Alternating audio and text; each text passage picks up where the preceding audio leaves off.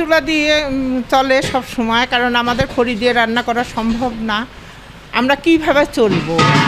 মাসে এক একটা গ্যাস প্রতি 400 টাকা করে বাড়ছে। এটা আমাদের পক্ষে খুব কঠিন হয়ে গেছে। আমরা কি করে চলতে পারবো? জ্বালানি তেলের দাম ঠিকই আছে, কিন্তু গ্যাসের দাম 400 টাকা করে বাড়ায়, এটা আসলে সাধারণ মানুষের পক্ষে, যারা দিন আনে উপার্জন করে, তাদের পক্ষে অসম্ভব। আমাদের কোনো রকম ব্যবস্থা নাই, সব সময় আমাদের গ্যাসেরই দরকার। আগে তো ছিলই। মাসে যদি আমরা এত টাকা গ্যাস খরচ করি, তাহলে আমরা অন্যান্য খরচ কি করে চালাবো? গ্যাসের এরকম লাগামহীন দাম বৃদ্ধির কারণে আগে আমাদের আম্মুদের দেখেছি গ্যাসের চুলায় রান্না করছে, কিন্তু এখন এই গ্যাসের দাম বৃদ্ধির কারণে আমরা বিভ্রান্তির মধ্যে পড়ে গেছি এবং এখন অধিকাংশই সবাই খড়ি ইউজ করছে এবং এই খড়ির চুলার খড়ির মাধ্যমে আখায় তারা রান্না করছে।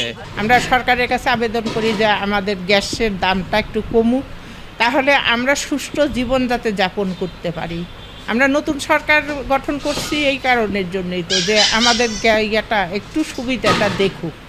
নায়াসিনামাইড ও স্যালিসাইলিক সমৃদ্ধ লিলি ফেস ওয়াশ যা ফেসের ডেড স্কিন সেল দূর করে দেয় দ্বিগুণ ফাস্টার ব্রাইটেনিং। গ্যাস বৃদ্ধি করার কারণে লোকের তো ক্রয় ক্ষমতার বাইরে চলে যাওয়ার জন্য এখন অন্য ব্যবস্থা নিতে বাধ্য হচ্ছে। এটা বন্ধ করে দিয়ে হয় বৈদ্যুতিক ইলেকট্রিক চুলা খড়িতে চলে যাবে, আর এটা সাধারণ মানুষের জন্য ক্রয় ক্ষমতার বাইরে চলে গেছে। মোটামুটি এখন সব গ্যাসের সাপ্লাই স্বাভাবিক আছে, তবে গ্যাসের দাম বাড়ার কারণে বাজারে একটা প্রভাব পড়ছে ক্রেতাদের উপরে আর কি। এই প্রভাবটা বিশাল একটা প্রভাব পড়ছে, যাতে আমার বিক্রি বাট্টা কম আর কি এই দাম বাড়ার কারণে।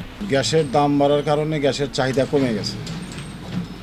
মানুষ এখন ইলেকট্রিক চুলার দিকে বেশি ঝুঁকতেছে। আজ থেকে 6 মাস আগে 1200 টাকা ছিল, তখন গ্যাসের বিক্রি ছিল বেশি।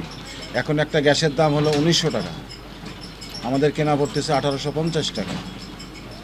1900 টাকা দিয়ে গ্যাস কেনার মতো সামর্থ্য সবার নাই তো।